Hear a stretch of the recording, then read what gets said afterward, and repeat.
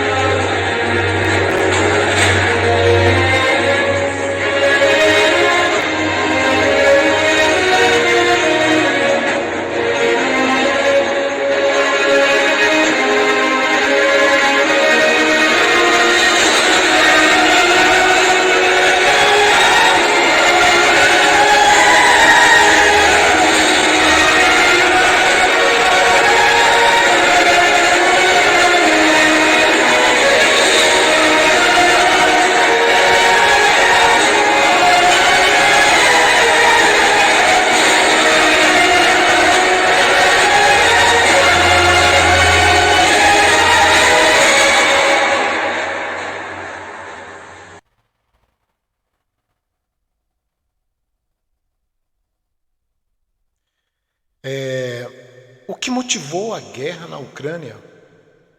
O desejo expansionista da Rússia, o desejo da Ucrânia entrar para a OTAN e União Europeia?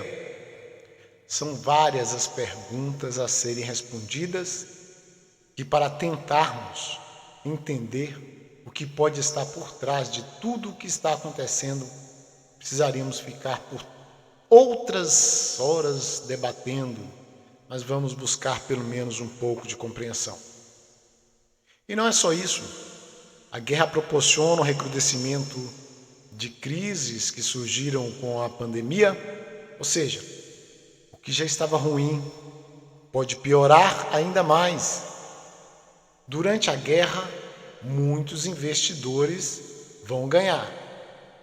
E uma grande massa, temos certeza que vai sofrer com essas consequências do conflito. Porque a inflação aumenta e, consequentemente, os juros também sobem e isso contamina todo o mercado. Tive curiosidade de buscar matérias do site brasilatual.com.br que nos conta que nas 24 horas após o reconhecimento pela Rússia dos territórios de Donetsk e Lugansk como repúblicas populares independentes à União Europeia, os Estados Unidos e a Grã-Bretanha compraram da Rússia 3,5 milhões de barris de petróleo e produtos refinados no valor de 350 milhões.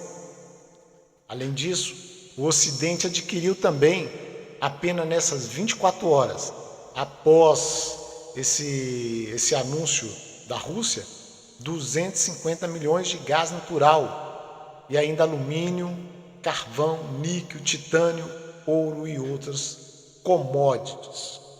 No total dessas compras chegaria por volta de 700 milhões de dólares. Num só dia, as informações teriam sido passadas à RBA pelo economista e professor da Unicamp Márcio Portman, conforme o site. Esse acontecimento só nos deixa a certeza que eles pretendiam impor sanções pesadas à Rússia e poderia, sim, indicar que esse conflito seria mais longo do que pensávamos. O que provavelmente não sabemos é se esse conflito tem interesse também dos Estados Unidos. Porque fica essa dúvida. Mas sabemos, portanto, que quanto mais prolongado for esse conflito, mais danosos serão as consequências para a população. Mais vulnerável, por enquanto, o que podemos perceber é que as consequências econômicas já se fazem presentes, tais como a inflação, e será mais presente pela volatilidade dos ativos que compõem a economia. As aquisições feitas pela Europa e pelos Estados Unidos não durarão muito tempo. E se o restante das nações que não estão envolvidas não disponibilizar ou não tiver condições de repor o que os países envolvidos disponibilizavam para o mundo, vai haver muita dificuldade. O petróleo, por exemplo, cotado a 96,84 em 23 de fevereiro, um dia antes da invasão à Ucrânia, chegou aos seus 118 dólares, batendo 130. Isso em menos de uma semana. Aí depois recuou, logo mais, recuou para menos de 100. Com a guerra, os preços do trigo no mercado internacional subiram 30%. Os dois exemplos mostram que produtos básicos para a vida da população, como a gasolina e o pãozinho da padaria, foram também impactados. Contrastando com toda essa desordem, alguns indivíduos poderão se beneficiar, como os investidores, e em particular os estrangeiros. E considerando que o Brasil é produtor e exportador de um conjunto de commodities, também o cenário tende a levar a uma valorização de ativos de empresas do setor de commodities e até valorização cambial. É o que complementa Guilherme Melo, na sua análise. O analista também avalia que, diante da instabilidade, é difícil prever que haverá mesmo uma valorização da taxa de câmbio. Mas, se houver, pode render ganhos a esses investidores. Pelo que eu tenho acompanhado, existe uma grande incerteza no mercado cambial, mas todos nós sabemos que muitos realmente ganharão. Mas, se para alguns investidores, em particular os estrangeiros, os efeitos econômicos da guerra na Europa podem até serem positivos no curto prazo, para o povo é um desastre, sabemos disso, em particular devido ao aumento das commodities energéticas, combustível, gás, mas também o quadro vai afetar as produções de alimentos e o comércio de fertilizante. Portanto, o custo da produção desses alimentos será elevado a patamares que não são possíveis prever. Tudo isso em algum momento vai chegar para o consumidor. Segundo os analistas, a inflação do Brasil, cuja previsão já está acima do teto da meta, que era de 5%, vai subir. A última previsão do mercado esta semana estava em 5,6%, mas já tem gente falando em mais de 6%. E aí vai ter pressão sobre preços e também sobre juros. Já se fala que o Banco Central não vai parar em 12%, e alguns prevêem até mais de 12,5%. Considerando ser um ano de eleição, o governo de Jair Bolsonaro está fazendo o possível para a economia do país não sofrer tanto com esse conflito. Eu acredito que não seja somente pelo fato de termos aí um ano eleitoral, que o governo já demonstrou que realmente pretende fazer muito em favor dos menos favorecidos. A ministra Tereza Cristina está rodando o mundo para garantir que o agro não sinta grandes efeitos, tanto na aquisição dos fertilizantes, quanto na manutenção de um comércio externo de produtos do agro. E a boa notícia é que a ministra conseguiu grande quantidade de fertilizante com o Canadá, bem como conseguiu também negócios para a exportação de produtos agrícolas. A partir da semana que vem, o Planalto vai injetar cerca de 150 bilhões na economia. As medidas envolvem incentivo ao consumo e redução de impostos. já nesse quesito de redução de impostos, a esquerda já está gritando ao TSE para barrar, com a indagação de que se trata de ano eleitoral. Bem, faz parte do jogo, mas o sofrimento do povo não faz parte do jogo, não pode fazer parte do jogo, né? E a fome não pode esperar. Algo precisa ser feito para reduzir esse impacto da guerra. Dentro de tudo isso aí que já falei, o que mais pode acontecer com esse conflito? Você já ouviu falar na nova ordem mundial? Já? Mas não entende bem o que poderia mudar com essa implementação. Vamos conversar um pouco sobre esse fenômeno para saber como isso pode impactar na nossa vida. Então, nós que esperávamos que esse conflito duraria só 3 dias, com a rendição da Ucrânia para as forças da Rússia, devido ao seu poderio bélico, nos enganamos.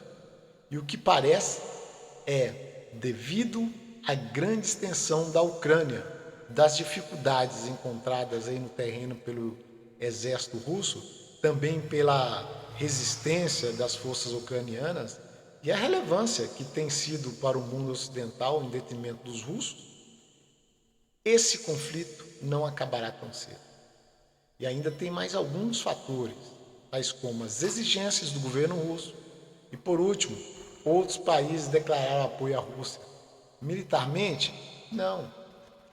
Através do comércio desses países. Ou seja, está ficando cada vez mais claro que a ordem mundial que se estabeleceu em 91, com o desmembramento da União Soviética e o fim da Guerra Fria, caiu por terra.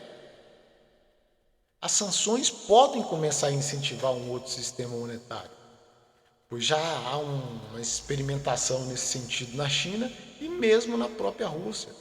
São sistemas ainda pequenos e a predominância do dólar continua inquestionável, mas o embrião de uma nova ordem começa a se colocar no mundo. Já existe relato de um movimento construído naquele bloco, Rússia, China e Índia, com predominância de um comércio utilizando não mais o dólar, mas a moeda chinesa, o yuan. Desde 2015, a China criou um sistema de pagamento que sustenta a estrutura dos países conectados na chamada nova Rota da Seda. Mudar as reservas em dólar para ouro, criptomoedas como Bitcoin são alternativas. Apesar de sanções econômicas, Cuba, Venezuela, Irã e Síria não sucumbiram até hoje. Estão resistindo. Existe também nesse contexto a guerra de versões. A guerra é também uma disputa de comunicação. Se a OTAN não está operando por meio de ações militares diretas, sua ação se dá concretamente nos meios de comunicação, que lhe dão cobertura. Os meios de comunicação ocidentais se unificaram de certa maneira em uma espécie de assessoria do Departamento dos Estados Unidos. E ao mesmo tempo essa mídia levou o presidente ucraniano Volodymyr Zelensky ao status de herói. Seus analistas afirmam que a Rússia está economicamente destruída e Putin liquidado. Já o presidente russo diz o contrário, embora não negue a dificuldade, afirmou esta semana que tudo transcorre como planejado. Mais do que isso, indicou na quinta-feira que seus planos pressupõem a rendição total ou a derrota militar da Ucrânia. E por último, fez um pequeno discurso em um estádio de futebol reunindo milhares de pessoas. Russos, ucranianos, são uma nação.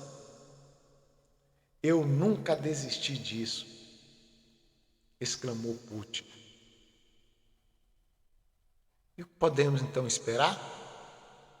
Falaremos nos próximos vídeos, porque por hoje é isso aí. Fui!